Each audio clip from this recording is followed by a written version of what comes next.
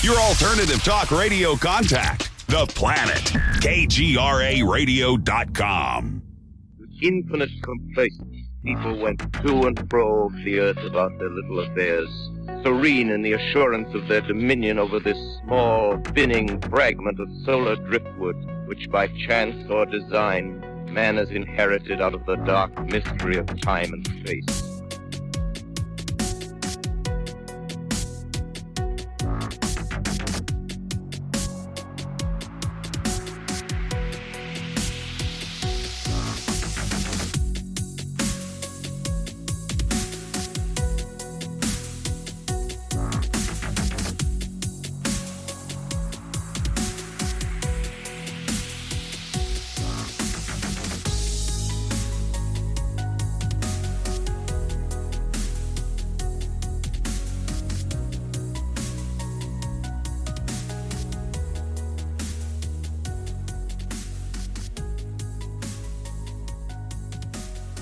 Well, yeah, go ahead, wherever you want to start. Okay. Let's go with the hunting thing that my roommates and I lived with for, well, we didn't stay there very long because of what was going on, but me and two of my friends used to live in this little house. You know, we just got out of, two of them were going to college and I was working, and we'd always have these weird noises in the house that we didn't know what was going on. We're like, well, who's here? Like one time, one of my roommates, he was like a DJ turntable, techno type of guy, and he had that all set up in the basement. And we were down there one time, and we heard somebody walking around upstairs, and I was like, hey man, is someone here? He's like, no, all the doors are locked. And I thought he had a girlfriend in his room or something that woke up or something. But so I was like, let me go check it out. So I go upstairs and all the doors are locked, and I just got this weird, creepy feeling. And so when I was coming back downstairs, because you have to walk to the garage and then go down the stairs, as soon as I started walking down the stairs, I felt this just, I don't know, like a bad dread-like feeling. And so I went down and told my roommate, I was like, hey, bro, there's nobody here. And he goes, no way. I was like, yeah, there's nobody here. So he turned off his turntables and we went upstairs, and we kind of just stood there looking at each other like, man, we know we both heard something. And then we kind of just blew it off. And then one night we're all sleeping, and it was like 3:00 in the morning. And my buddy who does the turntables and all that stuff, he's up all hours of the night. He didn't really have a schedule, but I thought he had people over, because like in the house, it was all carpet except for the hallway and the 3 bedrooms. And so when somebody's walking up and down that hallway, you can definitely hear it. And so I kept hearing people walking up and down the hallway, and I was like, dang, dude, I'm sick of this. So I get up to start yelling at my roommate. And what was wild is all our doors are at the end of this hallway. Mm-hmm. Kind of, it's one to the left, one to the front, one to the right. And we all opened up the door at the exact same time at 3:30 in the morning, and to yell at each other. And when we opened up the door and we all looked at each other, we were like, what the hell? Uh-oh. What's going on? Yeah. So it kind of, we'd always had, like, again, it was just always little things, like things are moved or missing. But it's hard to, pinpoint something like that, because you have 2 roommates and we have people in the house all the time, all the time. One thing I forgot to add is about this house, which was the weirdest part, is that the woman who owned the house, her mother lived right next door, and she was like a flight attendant, but she didn't want to live in that house for some reason. Had she ever lived in there at some point? Yes. Yes, she did. She lived in there for, I think, 1 or 2 years, and then moved to another house, like not too far away, but she still kept the house to rent it out. Mm. So yeah, I didn't put all that together. I just kind of thought it was odd. I was like, why wouldn't a single woman want to live right next to her mother? Right. It was kind of odd. And her mother was wonderful. She'd bring us food all the time, and she was great. But the one moment that changed everything was me and another friend of mine were at a college and partying with a friend of ours. We were playing neighborhood golf, with the plastic golf balls. It was kind of fun. But anyway, we stopped. Me and my other friend stopped and got a bunch of food, like way more food than we should have. You know how those nights go. But so we come home and we're sitting there, and there's nobody there. It was just me and him. And we're sitting there eating for about, I don't know, half an hour, just BSing. And then my other roommate shows up with, one of his new girls. And so we had all that extra food. So we sat and ate with them, so they ate for another probably half hour, 45 minutes. And no one has been in the house. I left at noon that day, and Kevin left at about 3 o'clock. And our other roommate was a bouncer, so he left at like 6, and this is probably right around 1 or 2 o'clock in the morning. So no one was at the home for all that time. So you'll understand why I'm saying that here in a second. But so we all decided to go out in the garage. A couple of them wanted to smoke cigarettes, and we had like a game room in the garage, dartboard, couch, and all this other stuff. And we had on the floor was like that green fake outdoor carpet, Mm-hmm. Yeah. So when we opened the door, there was smoke everywhere. And we looked down right in front of the door, about 4 feet from the door, there was a burning ring of fire in that carpet in a perfect circle. It was after we put it out, I mean, you could literally, the middle part was like a donut. Like the middle part was not burnt at all, and only the outside. And we put it out, and we opened up the doors and, the garage doors and everything, let all the smoke come out. And then I started looking around, and I'm a master carpenter. I've been remodeling houses for years, 20 something years. So I was looking around. I was like,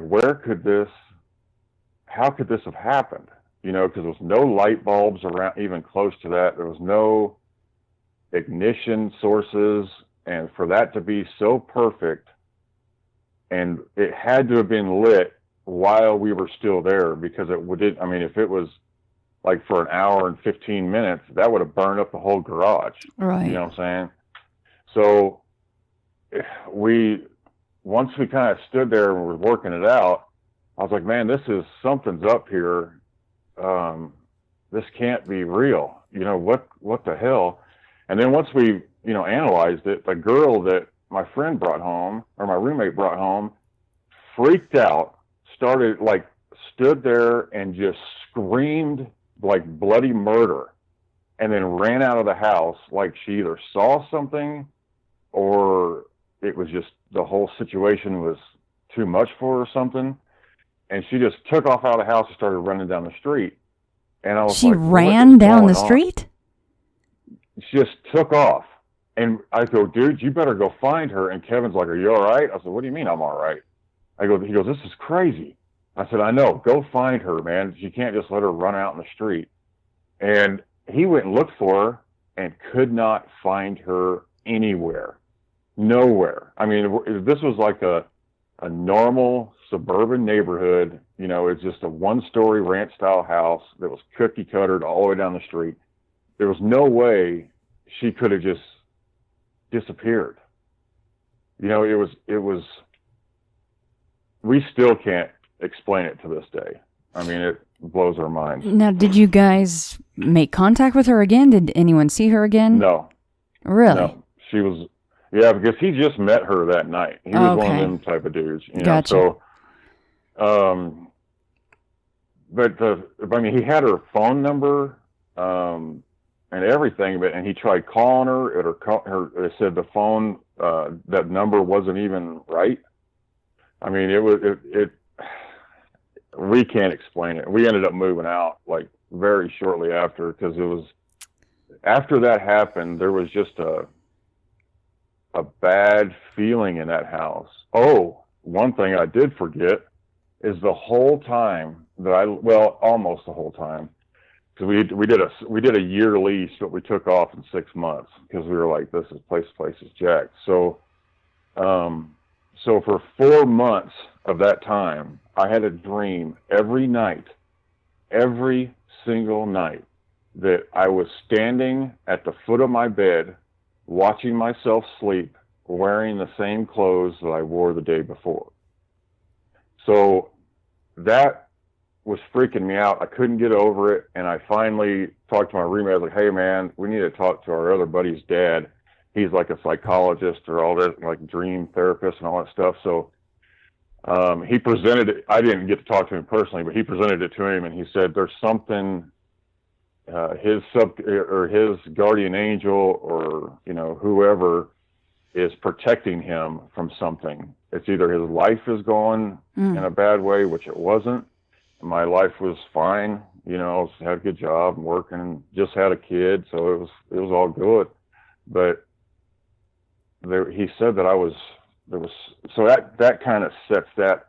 So there had to have been something evil in there that if my guardian angel was watching me every night as I sleep, And it was always wearing the clothes from the day before. Yeah, from the day before. Wow.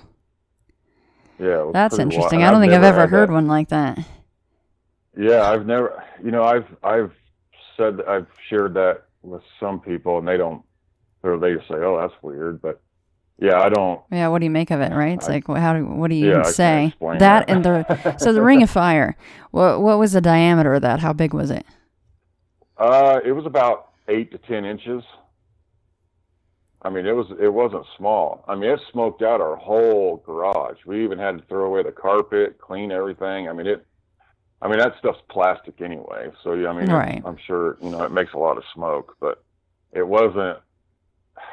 I mean, in the flames when we went out there, because as soon as we opened up the door, it gave that extra oxygen there, and so the flame looked kind of small, and then as soon as we opened the door, it shot up about, I don't know, 2 or 3 feet, and then went down. No, what state was this in? Is that okay to say? Oh yeah, this was in Kansas, in Overland Park, Kansas. I mean, the thing with the girl is interesting. I mean, who knows why she screamed and ran? Like your friend said, right. Did she see something? And I guess it's not.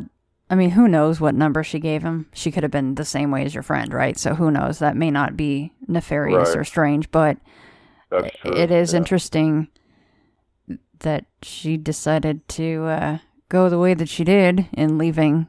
I don't know. Yeah, she would have had to like you said, maybe jump a fence or something. So yeah, go ahead. That scream that she let out was, I mean, that was just as terrifying as what we were dealing with. I mean, it was just like someone, like she got stabbed. I mean, it was like a painful, agonized. It wasn't like a scare scream. I mean, it was like I'll never forget it. So like mortal danger, really, like she was afraid for her life or something, or like you said, like actually being stabbed. Right. Now, what about the things? Straight terror. Yeah. What about the things going missing? What sorts of things would go missing, and would they return? Well, that's kind of hard to, like I said, we had so many people in and out of there all the time. It was kind of hard, but like things in my room, I'd be like, man, like my wallet would go missing in the morning when I know I set it right there on my dresser that I've done every day of my life, so, and then I'd find it, like one time I found it underneath the trash can in the kitchen, which it couldn't have, and the trash can was sitting all cockeyed, because it didn't fit under there correctly. And that's weird. The only reason why I saw it, I was like, man, what the heck's under there? So I moved it when I was throwing something away. I was like, you got to be kidding me. How in the hell did that get there? It was just little things like that. So, I mean, besides the Ring of Fire, you've heard things. There's audible experiences. So besides the fire, though, you guys, no one ever really saw anything. No. Well, see, that's the thing. Like in the garage, the back door is, we never even, I don't even think we ever walked out that back door before. And because I remember when we were trying to open it, it was stuck, from like the heat or, the paint melting to the door jamb or whatever. And we had to literally break it, like pull it as hard as we can to break it loose. So no one could have came through there. There was no one in the basement because Kevin went down there. He's like, no, he said it felt weird down there, and so we opened up the garage door, cracked that door open, and went in and opened up the front door to get it, because the smoke went into the house at the same time. That is so interesting. I don't think I've ever heard of a burning ring of fire being set. That's what I've had this. I mean, I can get a hold of my roommate too. Because I still talk to one of them. The other one, he was more friends with him than I was, so I never kept connection with him, but I still I just talked to him last night, and he doesn't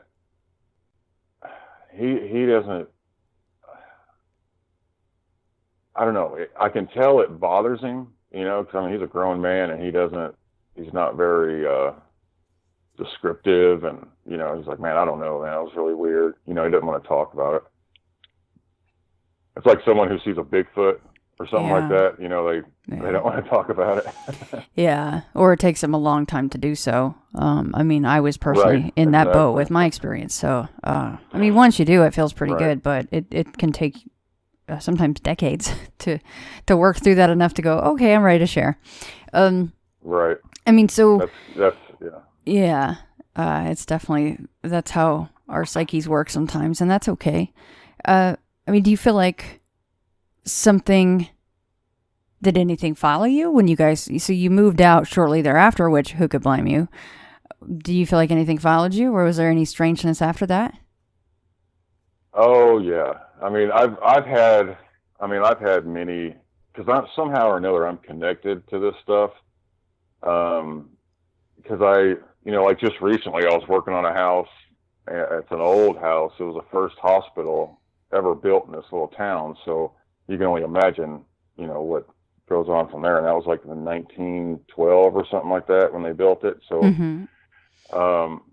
I was upstairs, I had to cut the stairway out because we were turning this place into an Airbnb, and the stairway was way too narrow, old school. So I was alone in the house, and it was kind of my first real project on the house, except for tearing out the kitchen and stuff like that. But so this is the creepy part. Like when you walk up these stairs, the first room to the left, there was a rocking chair, a white rocking chair. And this was like one of the only things in this house. No one's been in it for years. I think like 8 to 10 years, or something like that.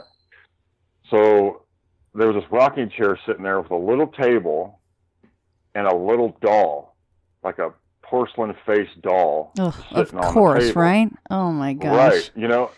So when I walked up there and saw that, and I was like, oh shit, that's spooky as hell. So I just left it alone. I worked in every room possible not to have to go in that room, and I didn't want to move it. I wasn't going to be the man who took that out of there. Because here's what happened. Because I'm sitting there cutting out these stairs. I got a Sawzall going, and I'm at the top of the stairs cutting off, near the wall to break this whole staircase loose. And I felt somebody walk behind me. It's an undeniable sensation of someone walking by you. So I turned the Sawzall off because it kind of startled me, and I looked behind me in the direction that it went, and then I looked back, and that rocking chair was rocking like someone just got out of it. Oh goodness. Yeah. So I said, hey, yo. I just talked to him. I was like, hey, don't worry. I said, I'm going to turn this place into way better than what it was before. I said, just be patient. And so then I just kept working, and nothing really happened. And then if I'm in the home alone, because I had my laborers and, subcontractors come in, like electricians and stuff. But when anybody else is around, I never felt that cold feeling, so if I'm in there on my own, I would feel, something. And one time my laborer walked in and was like, "Who are you talking to?" And I was like, "Man, that damn ghost, man. I'm just making sure they're cool." What did he say? Oh, he goes, "Oh, I came back," because he knew. Because after that happened, I went back because I did a big addition on a sawmill out here, and the laborers out there that were working out there, if I ever needed them, I just grabbed them, and had them help me. So when I went back out there to get something, I can't remember what it was, maybe some lumber or something, but I told everybody about it. And, because I don't care. Anybody who knows me knows that I speak what I want to, I say what I want to say, but, and that's a fault too sometimes. But, so when I expressed it to him, he kind of like stood back a little bit. He's like, "Are they still here?" I said, "No, it got warm once you walked in." And he's like, "Man, oh man." He goes, "I hope they don't mess with me." And I was like, "Oh, they haven't yet. They haven't done anything nefarious or anything." All right. But I've been waiting. Like I'll go back every once in a while and read the comments, like people's reviews of the home because of the Airbnb. And I still haven't seen anything of, anybody saying they felt anything or saw anything. So that's kind of wild. They must be happy with what I did there. Yeah. Well, because as you know, you hear time and time again when you start to do a remodel of one of these properties, sometimes that's when activity kicks up.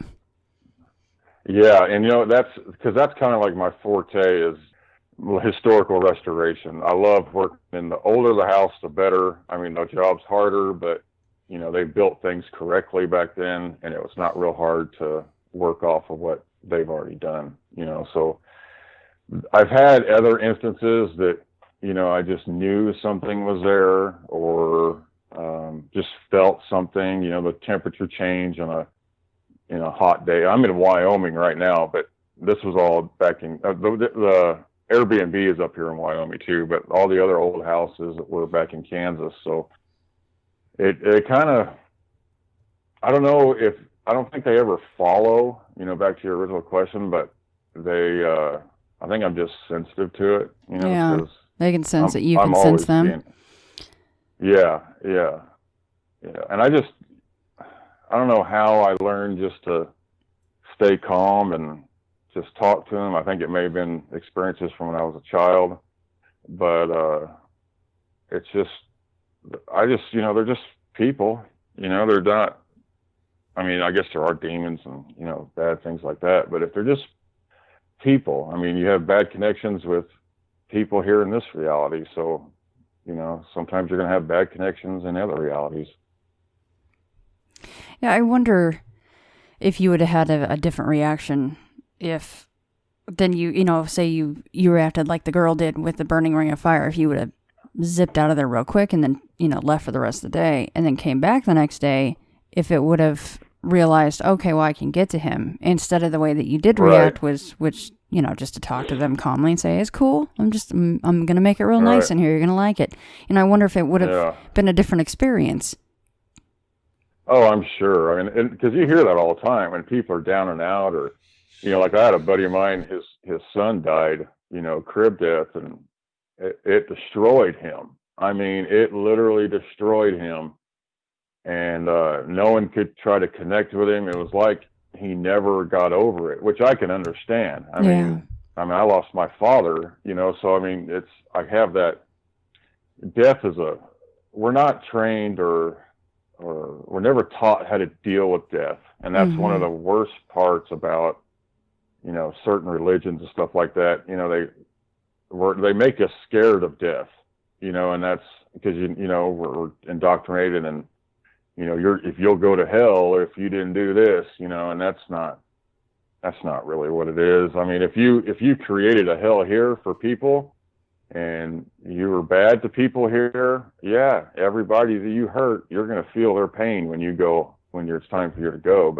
And I think that's why there's a lot of ghosts, because they don't know that they need to pass that veil to get back to their origins, and I think a lot of people are just scared to do it because of crap that we've been taught as a control mechanism. It's a sad deal.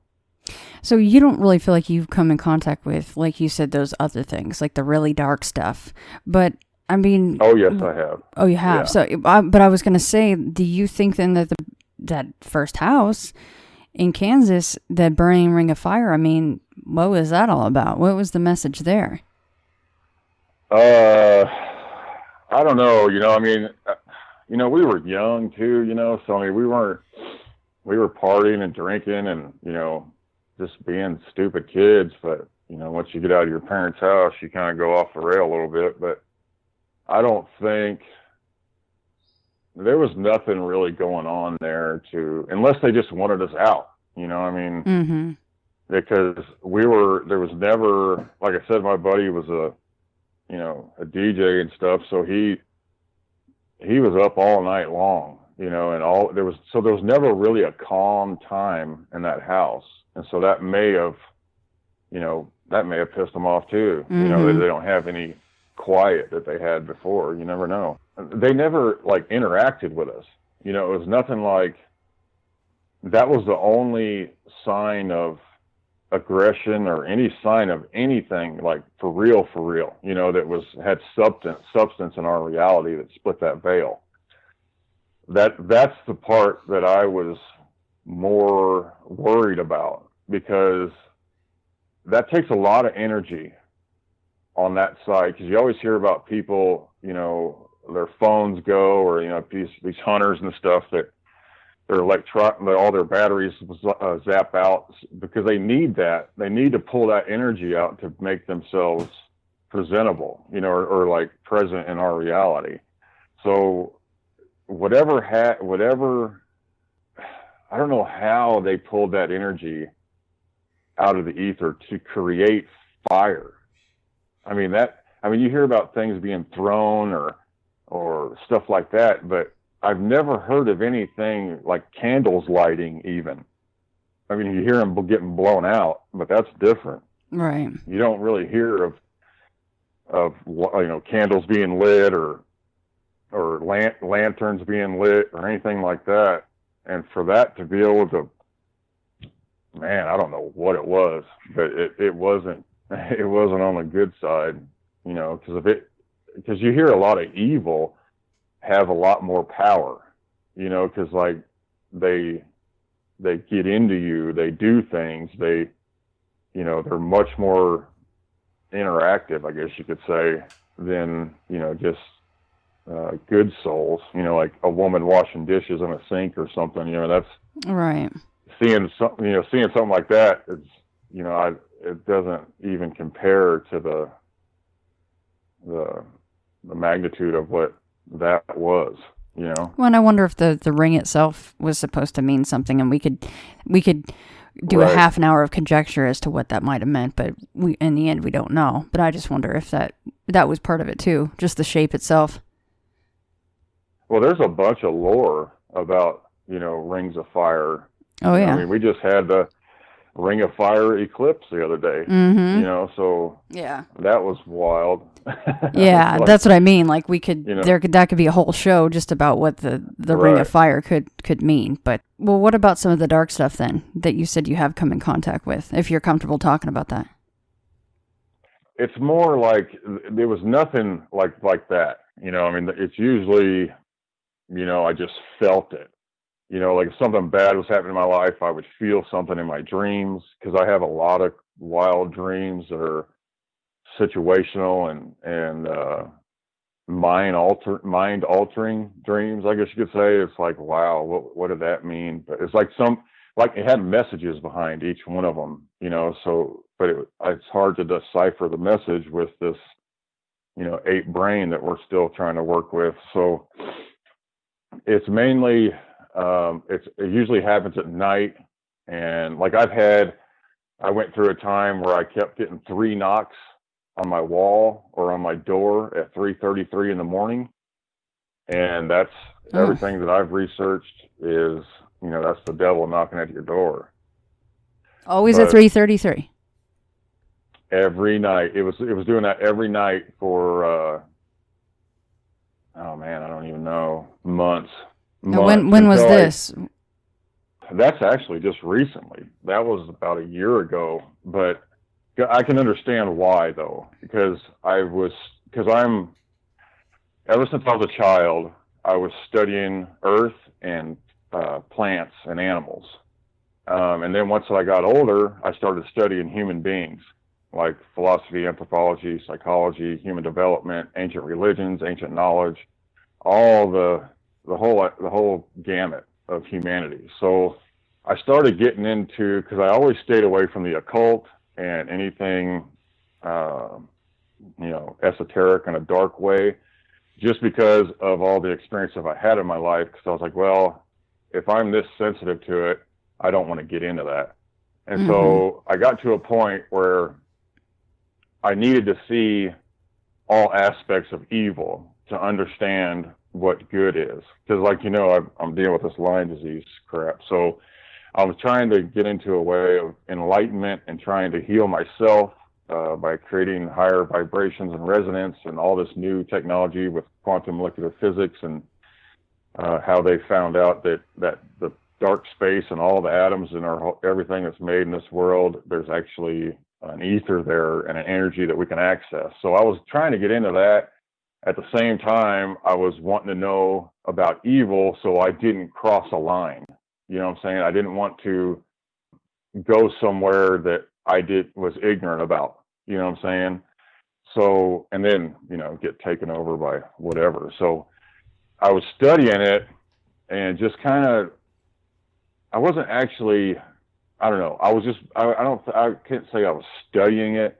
I was just researching it. You know what I'm saying? Because once you get into like reading the sigils and all that other witchcraft crazy shit, that's like you don't come back, and you're very easy. And I was at a time where I'm, like I'm dealing with now, this Lyme disease. I'm in a bad situation, in a bad way, trying to figure out, so I'm trying to figure out a way to get out of it. But at the same time, if you're in that bad space, and your energy's low and your resonance low, that's when they come in.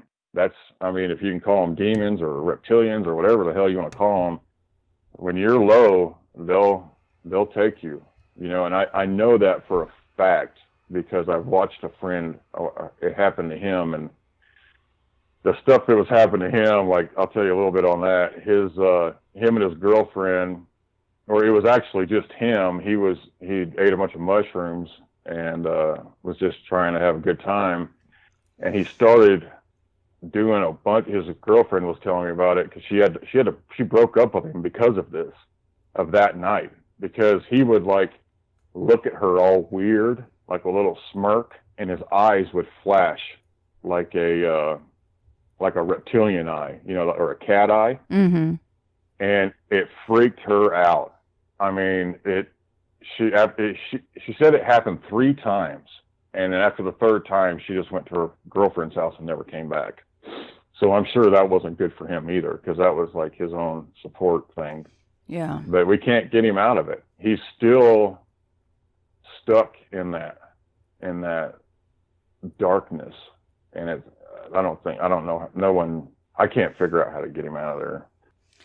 Yeah, that's a tough thing. I've talked to a lot of people that they have friends like that, and sometimes you just have to let them kind of go their way, because there's only so much that you can do. Yeah, that's for sure. I need to bring this up too. This might be, I don't know, it may mean something or whatever, but when this happened to me twice, which was weird, but I was at, there's a crow reservation up near me, and they have a crow fair every year. And this was back when I was in high school. I'm Arapaho Indian and Dutch, so I can go there, because they can see that, I have Indian in me. And plus I'm huge. I'm a big dude. So a lot of Indians are big too. I'm 7 foot tall. So that they kind of just let me slide. So, anyway, I brought this girl with me and my girlfriend, and, we're walking around doing stuff, and she wanted to go see this palm reader. I was like, all right, that's cool. I've never done that before. So we go over to this palm reader, and we walk in, and this lady, she's kind of, it's, the normal, what you'd think what a palm reader tent would look like, at the ball and all that stuff. And you had to put your palms around the ball and stuff, but she didn't make eye contact with us. And we came in and we both had to put our left hands out, and she touched her hand and then touched my hand and immediately made eye contact with me, looked in my eyes. Her eyes were very wide, like she was scared of something. And she goes, "I'm sorry, your path has already been chosen." Mm.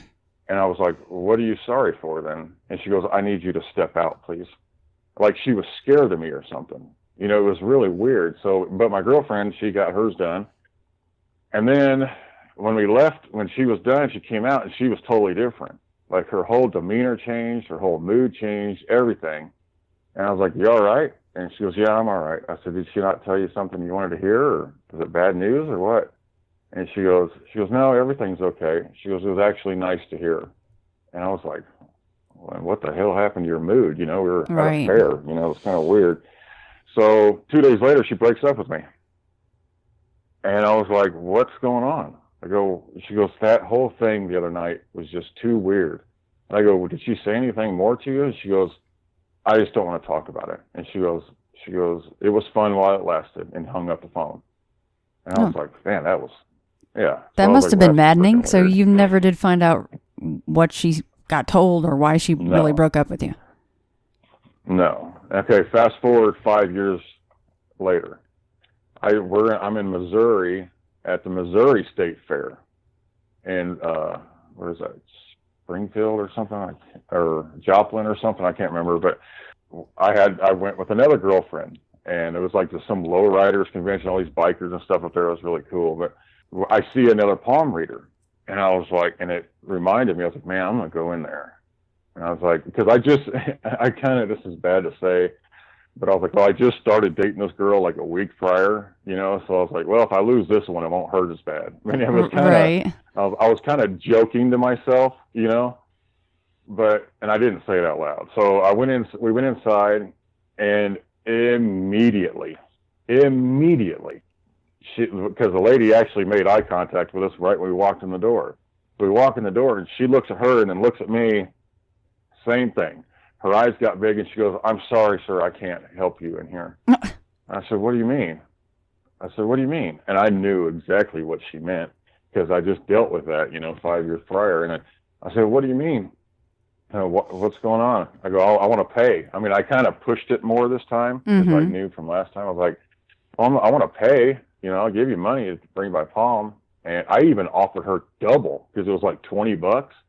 I said, "I'll give you $40 to read my palm." And she goes, "No, no, no, no." And then she wouldn't make eye contact with me again.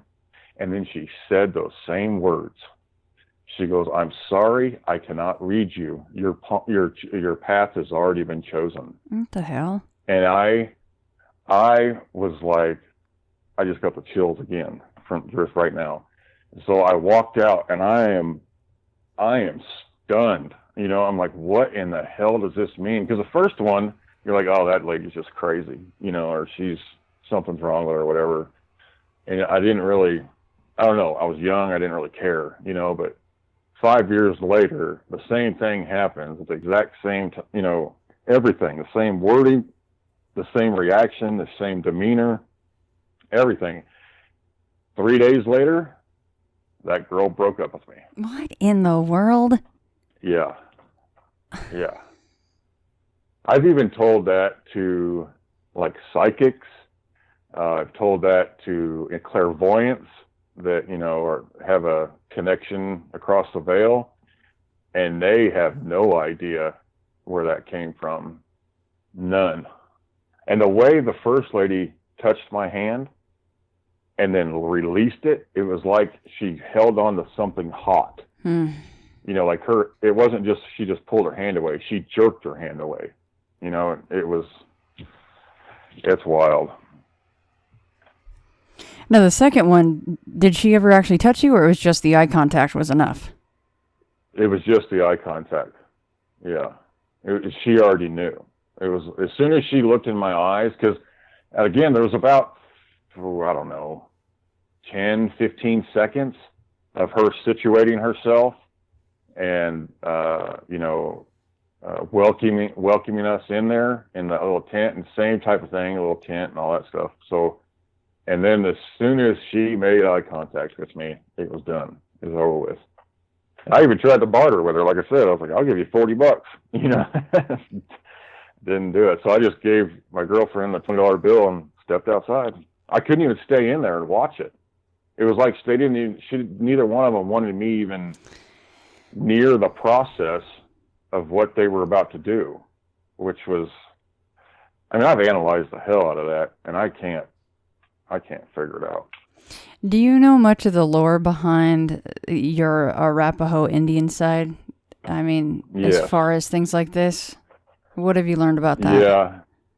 Well, that's funny you asked that, because I've been, like I told you, I've been having these, I think they're out-of-body experiences, OBEs, because they're dreams that are beyond real. You know, it feels more real than this. But I kept having this dream of me floating. Well, first of all, I'm looking over like a mountain. I'm on top of a mountain looking out, you know, over the horizon. And I'm cross-legged, but I'm floating above a medicine wheel, right? And when I come down, and this happened multiple times, probably 10, 15 different nights, I had that same dream. But I would come down and I would release too quickly or something, like, or higher than I should be off the ground. And every time in the dream, I would hit the ground with my feet really hard, and I'd go down on one knee and I'd look in the horizon and I'd wake up. So then I find out, I forgot about the white rocks. So when I came down, I would see white rocks below me in like a bottom of a circle, right? So I was thinking, because I know I thought that medicine wheel was up on the Crow Reservation by Custer's Last Stand up here. So I always thought that, and I've lived here off and on since I was in high school. So I was like, man, I know that's where that medicine wheel is, but I don't think it's had white rocks. You know, I never remembered the white rocks. And then I call a friend of mine over on the other side of the mountain, and you know, a girl I went to high school with. We, you know, remained friends all this time. So I was telling her about this dream, and she goes, Kyle, she goes, that medicine wheel is on your side of the mountain. I go, what are you talking about? I go, I thought I was on Crow Reservation. She goes, no. She goes, look it up. So I Googled it while I'm talking on the phone with her. And when I saw the picture of the medicine wheel, that was it. And that was the same view over the mountain looking in my direction. So I was like, and you've never been there. Shit. You've never climbed up there. No. And see, that's the thing. I've driven by that, you know, going up and down this mountain probably 150 times, if not more. And I never knew that was there. I don't know how or why no one told me or whatever. I don't know how I missed that.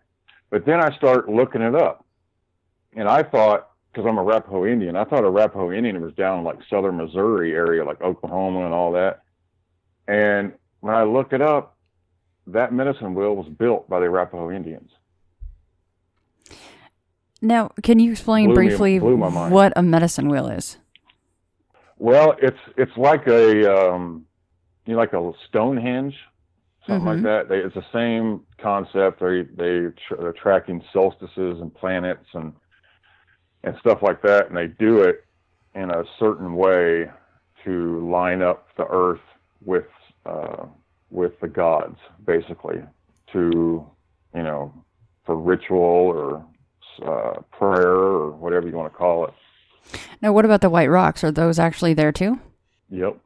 They're all white. Every rock on that place is white. Oh, the whole thing is, oh my goodness. And so you accurately were able to see this through your mind's eye, not actually ever going there. Exactly. I mean, there's more to this too. Like I was having dreams too that I would walk in. There's an area near me that has a lot of hot springs, and there's a waterfall. I mean, it's pretty wild. well, I'll just say it. It's in Thermopolis, Wyoming. It's a beautiful little area there. So I kept having a dream that I was driving by that with those waterfalls on my left-hand side.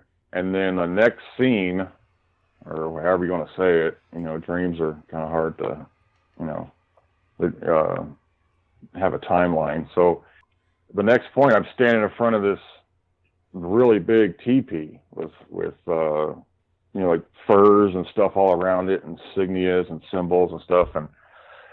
And I kneel down, like, again, I'm a big dude, so the dream was legitimate. So I went down on my knees to crawl inside this teepee, and I stand up, and there was a fire in the middle of the teepee, and at the top of the flames there was a person's head, and it was either a chief or somebody on his cross-legged, and he look up and he said, "We've been waiting for you.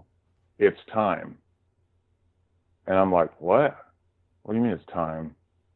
And I would wake up, and then the dream would progress. Like, I'd have that same dream 3 or 4 days in a row, and then I'd have this other dream which was really neat, because I was able to connect with a good old friend of mine because of this dream.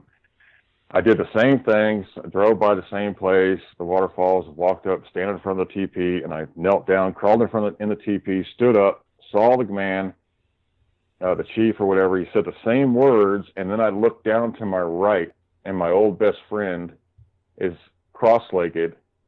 He said, "What?" I won't say my last name, but he's like, "What's up, bro?" And he had long hair and a beard, and I've never seen him like that before. And then when I reconnect with him, he has long hair and a beard now after like 10 years, right? So that's weird. Crazy. On top of that, the dream kept progressing because my father passed away about 10 years ago, and every once in a while I would have him in a dream, but I just knew he was there. I never actually saw him. I could just feel his presence and know he was there, and sometimes I'd hear his voice.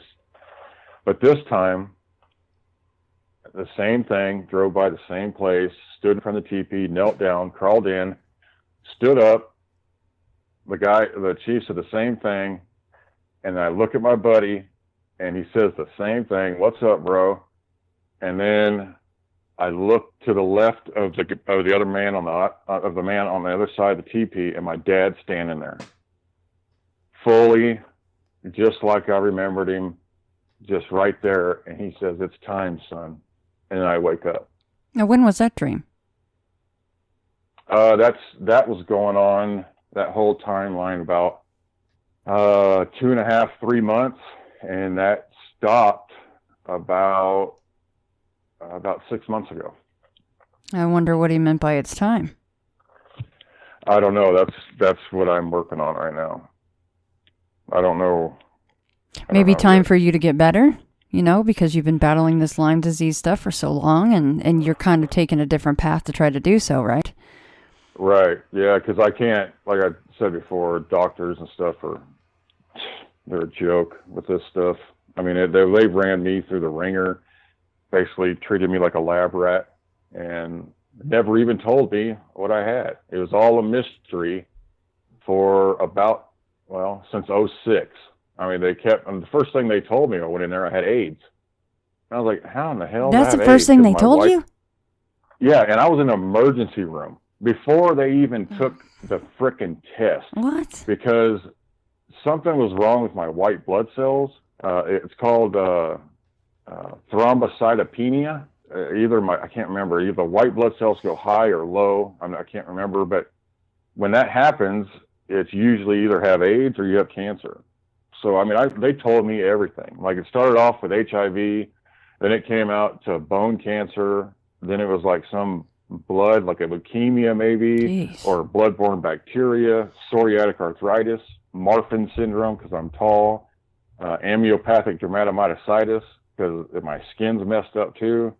I mean, it's all dire stuff. Just all, I mean, yeah, almost and terminal. Every time they told me that, yeah, all of it was. I mean, it was like they were I got to a point, if I did get a cancer diagnosis, I wouldn't react to it like anybody else would, because I'm like, well, whatever, we'll see you in about 2 weeks when I come see you again. Right. And that's another thing that's weird, is that every time I'd go see a new doctor, because they'd always either refer me to somewhere or try to put me on painkillers or psychedelics, or not psychedelics, sorry, antipsychotics.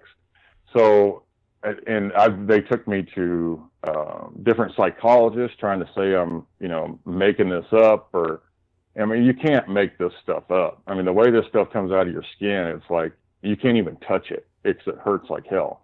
You can't even, it's not even feasible. So every time I went to a psychologist, they were like, no, there's nothing wrong with this man. Like in the most recent one, she was like, it was actually a pleasure talking to him for an hour. It was. So you actually have stuff coming out of your skin? Oh, yeah. Do you mind describing what that is? Well, and I actually got a microscope to look at this stuff because no one else really cared. But I thought, because it has movement, like I can feel it, like almost like a mite, or like like a gnat. You would feel like kind of like the same feeling, or, something like that. And so when I started looking at it, I started seeing all these fibers, like these little, I don't know, there's like a dark fiber, and then like your skin, you could tell where your skin like went around it to try to protect you or something, like a scar or something. And then I started, seeing like these, like I have like granule stuff coming out of my eyes all the time, like look like little pieces of salt. Out of your eyes? Either out of my eyes. I woke up one morning. There's so many things to this that's absolutely mind blowing. It doesn't have anything to do with the Lyme disease as we know it. I know that. Like I woke up one morning and I felt like someone hit me in the freaking forehead with a sledgehammer. I woke up in the most excruciating pain I have ever felt in my entire life. And I've played sports my whole life.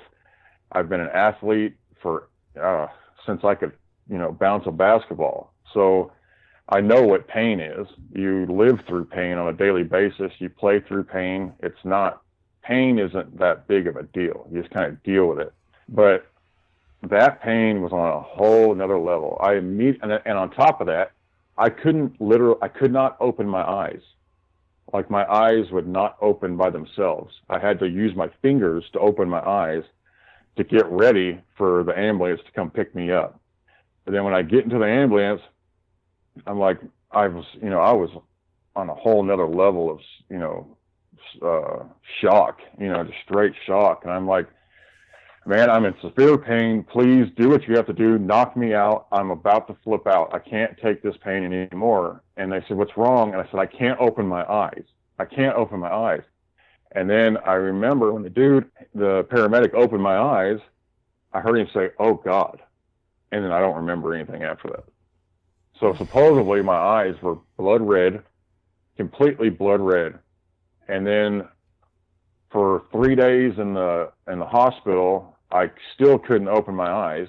They still wouldn't open. And then I go see this eye doctor guy. He drops 2 things in my eyes open up.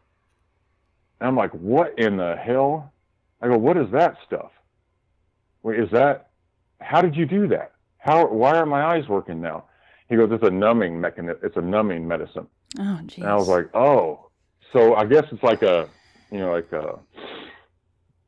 you're like a shutdown response your body does or something to protect you. So he goes, it'll last about 15 minutes. I said, so what happened? He goes, both of your corneas detached. I go, how did my corneas detach? He goes, well, you need to tell me. I was like, what do you mean I need to tell you? I woke up to this. I go, I went to bed seeing perfectly. And then I wake up to this. And he goes, well, I don't know then. And no one ever been able to explain it to me. So then and this is a time in my life where I was in a bad spot. I just had an accident. I destroyed my body, got into an accident and broke my pelvis in 3 places, cracked my femur head, destroyed my acetabular, 3rd-degree AC tear in my right shoulder, so my collarbone sticks out. and I broke 3 ribs and I had a massive concussion from when I hit the pavement going about 45 miles an hour. I lost everything on top of, I don't know if you want to put this out there or not, but my daughter was diagnosed with acute lymphoblastic leukemia. Like, we just got her out of that. It took about 3 years. I was going, and on top of that, my father died right in the middle of that. I had a divorce right in the middle of that. My truck got stolen from a body shop because I got into an accident and I was having to fix it, and they didn't pay taxes for however many years, and the IRS came in and took everything with my truck, never got it back. Yeah, it was a horrible time. So I spent all my money I made playing basketball and everything into my daughter, trying to save her. And then I got into this accident. I couldn't work. I couldn't pay rent. And I was lucky I was able to buy this property by a lake to go camping at, because that's where I spent about 10 months camping before I even had any surgeries. I could barely walk. My right arm didn't work hardly at all. I mean, I look back at it now, I'm like, I don't even know how in the hell I survived that. And I was dealing with all of that, all these symptoms and stuff on top of my life. And then I wake up and my corneas are detached out of nowhere. And so I tell the guy at the doctor, I'm kind of going back to that. I tell the guy, I was like, hey man, I'm in a bad situation. I'm camping. I'm trying to survive out here. I said, I can't be out there without my eyes open. He said, well, I'll give you these drops and you can only do them 3 times a day. So I was like, but it only lasts for 15 minutes, right? Right. 15 to 20 minutes. And I said, well, you know what? I can deal with that. I said, the first drops, I can make a fire, get my fires ready and sit there while it goes away, put my other drops in and make a bunch of food, and then wait a little bit and then put more drops in and eat all my food, and then be able to have my food right there at all times. So it was beyond hell. But so he's like, man, you need to protect your eyes, keep them closed, keep them covered, because there's injury in there, so you don't want to get anything in them. So I had these eye things that covered my eyes real good. And so one night I go to bed, and the first night I'm back, and on top of that, all my stuff got destroyed because there was a big storm happened while I was in the hospital, and all my stuff was starting to get moldy. It was hot, and it was horrible. I lost a lot of clothes and shoes and stuff, but that's meaningless. But I went to bed that night, and I wake up in the morning and I have this crust, like when you get sick and you get those crust in your eyes. Mm-hmm. You know what I'm saying? This was like on a whole nother level. I mean, it took me 20 minutes just to get the stuff off my eyes. And then when I was laying on my back, that stuff went back into my ear and infected my ear, my left ear. And so it blew I looked like frickin' Quasimodo or something, man, because my ear was pointing downwards damn near because my head was so swollen. So I go back to the hospital and I tell them, like, hey, because actually what was wild about that is this pastor who I was going to church and they were helping me with the food pantry and everything. He just showed up one morning at my camp. And I was laying in bed in excruciating pain from this ear and everything else. And I was just trying to, keep it calm, try to survive it. But I hear his voice. And I didn't even hear him pull up or nothing. And he's like, Kyle, you all right? And it was like 7 o'clock in the morning. And I get up. I said, yeah, I think so, man. I said, I'm not doing real good. And he comes up and he's like, holy cow. He said, come on, get in the car. Or he had a van. He's like, get in the car, let's go. I got to take you to the hospital. He goes, that's bad. That's really bad. So he takes me to the hospital and we go in there and I tell the people, I was like, hey, you guys have to figure out what this infection is or what this is. Because still to this day, and this was 6-7 years ago, they still don't know what this is. So, and the only reason why I think Lyme disease, because like I said, I had those antibodies in me still, and all this other government stuff that they use it as a biological weapon with ticks, and now it's all out. I mean, this is beyond crazy. But I said, man, you guys got to figure this infection out. And he goes, he goes, oh, okay, yeah, we'll figure it out. I said, don't give me an anti-inflammatory either. And for some reason, I knew that. I don't know how I knew that, but I thought that if they give me an anti-inflammatory, only thing that would do is reduce the swelling on my tissue, but then push that infection back into my brain. And I was like, I don't want to get meningitis or whatever's going on here or whatever. And I wake up at 5 o'clock in the morning, felt like someone stuck an ice pick in the side of my head, and I touch my ear and there's blood coming out of my ear. And the pain is beyond. It was like, it's not as bad as the eye thing, but it was up there. And I was like, what the hell, And I'm curled up in a ball, just, holding my head, like, what is going on? And I look up, and they switched the IV when I was asleep. They put an anti-inflammatory in my IV. And that's what happened. It pushed it back into my head and just blew my eardrum out. Man. That's what the blood was from. Yeah. Now, so the granules coming out of your eyes and the feeling like you have things crawling on your skin and you actually were able to see something. I mean, did they ever bring up the Morgellons disease for that? And is that tied in at all? Well, that's what was weird about this, is that I was seeing this dermatologist here, and the first time he saw me, I said, because I had a doctor in Kansas City take this case for free. Like, no charge, no nothing. She was like one of them house doctors that everybody goes to her to figure out, odd things. And she worked with me for about 9 months. And she thought it was like a parasite, and because she pulled one of these things out of my face, and she goes, that looks like a hookworm. I said, oh, that's a parasite? I said, all right, let's do it. We can kill this. And I was stoked about it. And then on the way home, I started thinking, I was like, man, if I'm this infested with this shit, what's it going to do to me if I kill it? Is that going to wipe me out too? Because I've had it for so long, And your body, I don't know. It was always in my head on that one. I was like, man, maybe my body adapted to it or whatever. But I didn't take it. It was on a Friday, and I didn't take it till Sunday afternoon. And I was like, you know what? Screw it. If it does, it does. I'm over it. And if it takes me out, that's God's will, or I call it the divine source of creation. But so I took it. Everything was fine. Didn't bother me. I wake up the next morning, go use the bathroom, and I literally had to wake up immediately and run to the bathroom and use the bathroom and lost all of my bowels. I mean, that's kind of gross, but I've never, it's never happened like that before. I mean, it was kind of like, oh my God, one of those. And then I looked down, and it's all covered in blood. The whole stool is covered in blood. And it had, blood clots in it, all kinds of stuff. I was like, oh my God, maybe I am really going to die. I was like, oh, this sucks. So I had to go see her that day. And so before I left, I wrote like a, time of death will, like on a notepad. Oh gosh. With my I was like, man, if I'm gone, I want to, this is where this goes. This is where this goes, and all this stuff. And then I left, just in case. I get there and I took a picture of it to show it to her, and I get to her office. She goes, how you doing? I said, I don't know, man. You're like, here, look at this. So this will tell you how I'm doing. Right. And as soon as I showed it to her, she goes, oh, geez.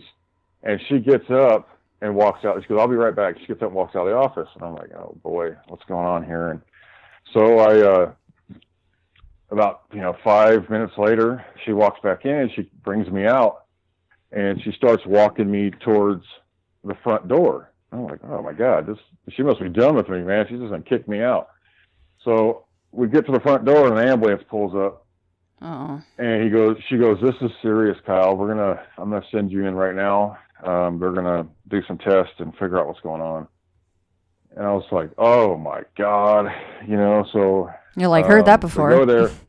Yeah, exactly. But this one they actually had, I saw the proof, it wasn't just some frickin' doctor telling me some BS. So I go in there, they do all the tests, and there's nothing wrong with me. There wasn't even parasites in my stool, and that's one thing where she kind of screwed up. She should have tested stool samples before giving me that parasite medication. But anyway, She didn't save the one that she pulled out of your face? I don't know. I know we looked at it on her microscope there in the hallway of the office, and she goes, that looks like a hookworm. So we kind of just went with it, so because I was at a point where, and you know what else is weird about this too, is it changes. Like when I was in Missouri, I don't know if it's the humidity. The only two variables I can think of is either humidity or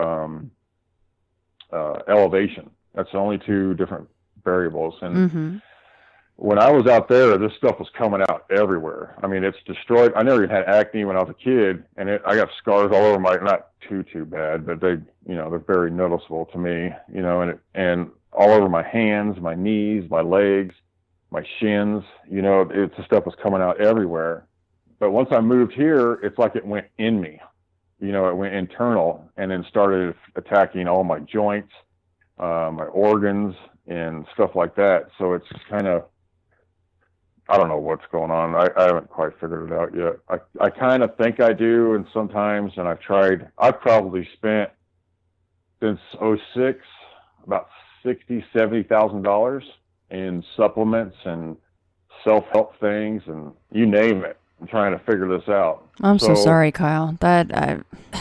So these, yeah, it's a lot. There's just I don't living like things in you. Yeah, go ahead. Sorry, no, go ahead. No, what did you say? I mean, there's things that are living in you. Yeah. And you can see them. Right. And this is the weird part about this whole thing, is that as soon as someone brings in samples, I mean, if you look it up, like with these Morgellons people, as soon as you bring in something, either like one story, this woman and her husband both had it, but it wasn't affecting him as much. So she started collecting stuff. He's a freaking chemist and she's a doctor. As soon as she brought in samples, they put her in the sane asylum and made her husband write off on it because they said she's going crazy. And they do this to everybody. And on top of that, the husband spent the rest of his life trying to figure out what this was because their kids ended up getting it. He ended up committing suicide because that's how people die from this. They kill themselves because it's absolute freaking hell. It's a torture beyond any torture you could ever think of on a daily basis, and everybody treats you like shit. So do you feel like Lyme and Morgellons is tied in somehow, or do you feel like you have one or the other? I think it's the same thing, more or less. I think it mutates into that because... Or like when you go in, they just go, oh, you have Lyme disease, so they try to treat that, when in reality... No, they don't even... they don't even say that. No, because I had to figure that out. I told you earlier that I had to figure that out on my own, with my own personal doctor to do the test. Because this guy knows me personally. His son worked for me, as a laborer. So I've ate at dinner at their home, everything. So he knows me personally and knows this is all some crazy shit. So this dermatologist here that I saw just recently in the past year, the first time I meet him, like I said, hey, what did you think about what my doctor said in Kansas City? And he goes, what are you talking about? I said, did you not read my chart? And he goes, no, I sure didn't. I'm like, what the hell? So I was like, all right. What doctors are these? Right. And this is the same thing that happens every time. I go see a doctor. They're very empathetic. They're very curious. It's a challenge to them. They want to figure it out and, all this other stuff, and they give me hope. The next time I come see them, they act like they have no idea who I am. They act like I'm presenting the case to them again for the first time, or they say, well, I have no idea. This is far beyond my pay grade. I will refer you to somewhere else. Oh, do you want some painkillers? They always try to put you on something. And so this recent one, I went through that, and he said, man, have you thought about going to see a psychologist? I go, for what? And he goes, well, you're going through a hard time right now. He goes, I can only imagine what this is like. blah, blah, blah, blah, blah. And I was like, well, man, I'm cool. This sucks. My life sucks. I'm stuck here. I can't get back to there until I can get back to work. And he said, well, how about this? How about you go see a psychologist and we'll try to figure out something on your next appointment. I said, well, how about this? How about you read my chart, first of all? And if you read my chart, which you should be doing that any freaking way at your job, idiot. But if you read my chart, I'll go see a psychologist for you. And I shook his hand. And so I went and saw a psychologist. Like I said before, we actually had a great conversation. I told her what was going on. She was a really nice lady. She used to be a chemist, so that helped too. Because I was throwing stuff at her, and she was, I was bouncing stuff off of her. And so she wrote this whole page thing about how wonderful it was to speak with me for that hour, and it was a nice change of pace, and because I'm sure she deals with, people are way worse off than I am mentally. So I go see the dermatologist again, and I'm kind of excited. I'm like, man, I wonder what this guy figured out. And so he starts going on, and I said, so what did you think about what my doctor said in Kansas City?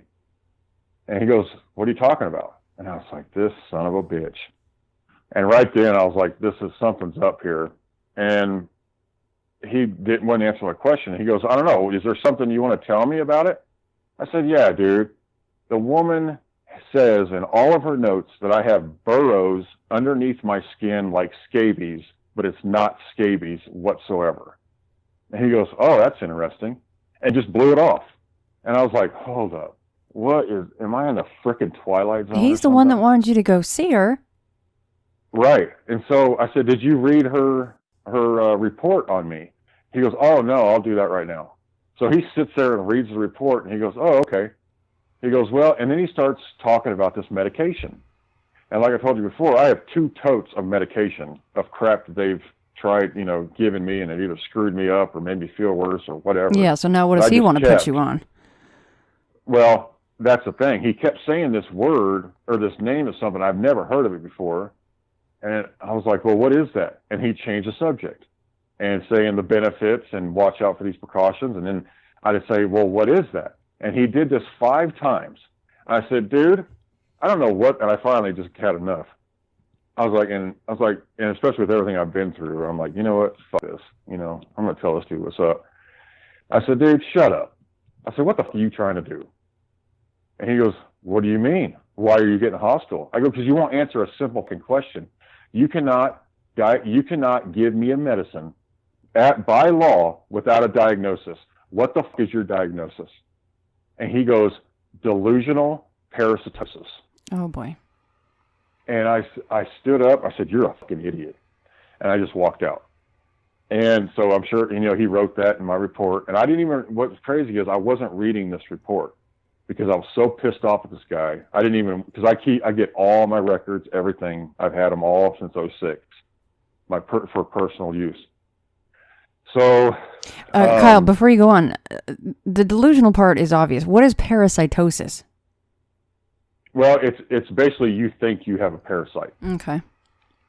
So, and I already know I don't have a parasite because I went, like I just said, I just went through all that crap, shit and blood for 6 days, be in the hospital for another 6 days, and then without them telling me anything. So, and then they said I had no parasites in my stool, so I don't think I have a parasite, and I don't even really know what this is yet. It's kind of like a parasite, but on the other hand, it's not. It's like a nanotechnology on a whole another level. But why wouldn't the woman that actually pulled one out of your face try and help corroborate that for you? Well, because he never contacted her. Yeah. He didn't have anything to do with it. But here, let me bring it back to the report. So I'm at another hospital because I had a brain scan done and a nuclear bone scan. And these fools were hiding the images from me.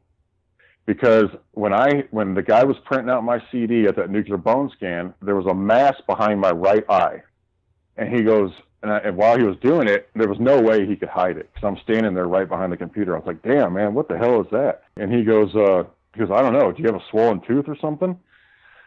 So I start pushing on all my teeth, and I'm like, no. what is that? And he goes, man, there's something going on there. So then when I get the report for that, it says I have an abscess on my lower mandible, my lower jaw. And I'm like, what in the hell? So I contact this group that I'm dealing with. There's like 10 different doctors that were supposedly supposed to help me out, which they're full of shit. So I take that to them. I said, hey, I need you to, I was talking to them on the phone. I said, hey, I need to see those images at my next appointment because this is wrong. There's no way this is on my lower mandible. I saw it with my own eyes. It's behind my right eye and blah, blah, blah, blah. So she said, well, how about this? She goes, I'll have the images for you, but how about this? I'll have another radiologist here read it. I said, all right, bet, that'll work. So she had that done, came back the same way, lower mandible. I'm like, this is unbelievable. So I started looking up, because I had an MRI done on my head, because I have these brain shocks that happen a lot that ended up scaring the crap out of me, because one time it brought me to my knees. And so after that happened, I was like, man, I'm probably having a stroke or, who the hell knows. And so they did the MRI on my head. And so I said, hey, look in my file and look at the MRI I did 3 months prior. And she's sitting there looking and she's like, there's no MRI. Don't even tell me. It's not there. And I said, why? I go, wait a second. I go, what about my shoulder? Because I had my shoulder. I had 2 hip surgeries because the first guy screwed me up completely. So I had to have my hip done twice, both of my shoulders done, and my neck and my head. So I said, well, what about my shoulders and my hips? She goes, yeah, they're right here. I said, well, why isn't that there? And she goes, I don't know. I said, well, you know what? I have the CD. Don't worry about it. I'll check it out myself. So I go to get into the CD, and you can't access it at all. It's encrypted. You can't access it at all. So I was like, you know what? Had you looked at it before? CD. No, not at all. And so, I waited to look at the other CD until I was like, well, she'll have the images for me on that nuclear bone scan. I said, she'll have those images, so I don't really need to look at it. So the day I went to go see those images, she was trying to tell me some bullshit about not having a passcode to get into this program to be able to read it. I said, you've known I'm coming here for 3 months. Why wouldn't you have this password or whatever you're trying to say before I come here? I go, what's going on? And she goes, well, I don't know. Oh, on top of that, the same day I go see another rheumatologist because both those appointments are at the same time. And she, while I'm sitting in her office, I could see the bone scan, but it was only my torso. I said, hey, will you scroll up on that so I can see my head? And she goes, oh, it needs to download. It's one fucking image. Nothing needs to download. It's a one full body image, period. I said, what do you mean? You just need to scroll up. And she goes, no, it takes a while to download. And I said, I'll wait. And she goes, oh, we don't have that much time. I have another appointment. I said, oh, okay. Fuck this. And I get up and I said, you know what? I got this at the house. I don't care. So I drive, it's 2.5 hours away from me, my doctor's appointment. So I get back home. I grab that CD, pop it into a computer. That one's blank. The CD was blank. There was four images or four files that said images, but you could, every time you clicked them, it wouldn't open. Nothing was there. It said, once you popped it in, it said, like the storage, it was at 0 kilobyte or 0 kilobyte or megabyte or whatever it was. So there was nothing there. So I was like, oh my God. So every turn you are getting blocked from right. Pretty much everything, including your own information. Right. On top of that, I'm showing, because I was able to that's another thing. So I take those 2 CDs to where I had them done at the imaging center. I said, hey, I need to see your images of my nuclear bone scan and my MRI. And the lady says, we can't do that. I said, what do you mean? She goes, HIPAA. I said, well, what about HIPAA? It's me. I'm HIPAA. That HIPAA is a privacy policy for me. So for everyone else, why can't I see that? And she goes, well, there's other people's files on here. I said, I don't care. I said, don't open them. I want to see my files. And she said, no, we can't do that. And I said, well, let me talk to your manager. So the manager comes back, and, well, she goes and tells the manager first what's up. And then by the time the manager comes back, before I could even talk, he pushed me out of the office. He goes, we can't help you, HIPAA violation, we can't do this, whatever. So I take it to my personal doctor. Here, I said, hey, look at these CDs for me, to the guy who knows me. And so he goes, all right, let's go down to radiology, or I'll go take these down to radiology and have them open them up, and we'll go down there and check them out. So while he was talking to me about this other stuff. So while I'm waiting there for them to open up those CDs, I start reading the information or the file that the dermatologist put in, that I was not wanting to read because that dude's a nut job. So I start reading it, and at the bottom of it, of diagnosis, it says delusional parasitosis, and then in quotations, Morgellons disease. And I about fucking lost it. I was like, you have got to be kidding me. Because the thing about Morgellons disease, about 7 years ago, when I was looking into it, because the symptoms all matched up, there was a bunch of bullshit on the internet about it. Just a bunch of, cover up and, a bunch of conspiracy theory shit. And so I was like, yeah, that can't be it. Because this is real as all get out. So now, if you look at Morgellons disease, the internet is overloaded with it. There was like one video on YouTube that was cut off like 25 seconds or something like that. Now there's probably 500 different videos about Morgellons disease. So at least people are talking about it and getting it out there. Right. But, so anyway, the radiologist guy comes back. He goes, yeah, all the images are on there. I don't know what you're talking about. I said, what do you mean all the images are on there? He goes, yeah, they're all on there. He goes, I looked at everything.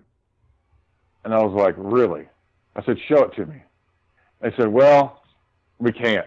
I said, why can't you? And he goes, HIPAA. And I was like, man, it's HIPAA. I said, this is me. I said, what are you guys trying to do here? He goes, well, let me go talk to my manager. Same damn thing. So I get done with the normal doctor. And he said, yeah, go down there, dude. Check those images out. So I go down there, and the manager says, no, we can't show you anything. Same excuse. There's other people's files on the computer, and all that crap. I was like, okay, give me the damn CDs. So I get the CDs. And I was like, well, if they saw something on here, I'm going to open these back up and see if I can see something. Bigger than shit. I open them things up, and everything pops up. I don't know what they did or how they did it, but, well, except for on the nuclear bone scan, there was only 13 of 28, or no, 6 of 28 images on there. So was the mass, you could see the mass behind your right eye? No, because the only images that were on there were like pixelated. So they either put something on it because the scan that I saw on the guy's computer, while he was printed out, was way clearer. You can see my whole body. You can see all the bones, everything, even, some of the veins and the heart and everything. You can see everything. But these ones, not at all, let alone the images of my head, because I'm such a big dude, they had to make me scoot up, so they could do my head. And because I did most of my body up to my neck, then I had to scoot up for them to do my whole head. So, and those images were the back of my head. They weren't even the front side of my face. It was just the back of my head. It was all pixelated. So, except for the MRI, I found the mass. And that MRI was done months prior to that nuclear bone scan. So I found that mass. I sent it to my phone, and I know a couple nurses, in town here and everything. And every time I see one, I was like, hey, what do you think this is? And every time they look at it, they're like, what the hell? And they zoom in, they go to the other pictures, and they're like, Kyle, that's not supposed to be there. And I was like, yeah, I can tell, but what is it? And they're like, why didn't they tell you? I said, you tell me. And they're like, they didn't understand. And I'd tell them what's going on. And they're like, something's up there. You better do something about it. But who the hell when you get to a point like this, well, no one's helped you so far. Right. You can't work. You can't do anything. What money do you have to be able to pay someone to represent you? Right. You know what I'm saying? That's crazy. So, I mean, obviously, that's the moral of the story here is that you have been absolutely stonewalled into figuring this out. But, I mean, let's kind of wrap it up for folks as far as, I mean, I know you're kind of hinting at this means something as far as maybe, I mean, like the first thing is why you? And you mentioned you threw in the word nanobots and things like that. So, you know, what's your vein of thinking with this after going through all of these things all these years? Well, and the only reason why I say that is because I've done my own tests, and they've done tests on these fibers and stuff like that. And I have pictures of a little thing that looks like a small pill, very small. I mean, this is like 500 to 600 times magnification. And it has looks like a little pill with ridges on it and a tail behind it, like a sperm or something like that. And then if you look at the nanotechnology, it looks exactly the same thing. And these fibers, they come in like different colors, and you can literally take a lighter to them, a torch to them, and they don't burn. It's the craziest thing in the world. So what I think is going on, because the House of Representatives last October sent a mandated letter to the Pentagon wanting to know all the information they have on using ticks as a biological weapon. Because what the whole plan was, I looked into the project and everything, is that they infect these ticks, just like what they do, like Gates is doing with the mosquitoes and all this other crazy crap that dude's doing. But they infect the ticks, and then they fly over like the front lines and drop these ticks out, which, if you know about Lyme disease, if you get bit, you're sick for 30 days. You know, you're done, you know, and for 30 days. And if you don't get treatment, you can die. So that's kind of like their whole game plan, their whole war plan scenario, is that if they can get the front lines broke down for over a month, they can infiltrate further and further. But the bad thing is they tested this shit in America. And that's all, like, have you heard of Lime Island out on the East Coast somewhere? I have, yeah. Yeah, that's they tested there, and they also tested in the Carolinas and somewhere like by the Michigan area. Because I mean, they tested people with syphilis. You know, they infected people with syphilis and didn't tell them what they had, and they infected their whole communities. And that was black communities in St. Louis and there was a couple other places.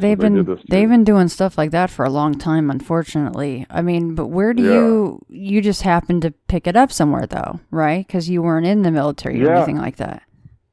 No, I had it when I was 4 years old. You know, we lived on a farm in Missouri. And when I had it though, it was called Rocky Mountain spotted fever.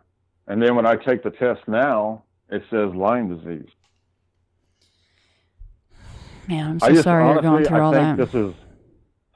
Thank you. I think this is a mutation, to be completely honest with you. I mean, there's people talk about chemtrails, that might be the activator to it, because I was okay, you know, because like I said, I'm a really big dude. So I always thought all my pain came from just growing or just gravity or whatever, sports or whatever. But when you get to a point of being an athlete in the prime conditioning that you could ever be in and still be sore on a daily basis, something's wrong there, you know.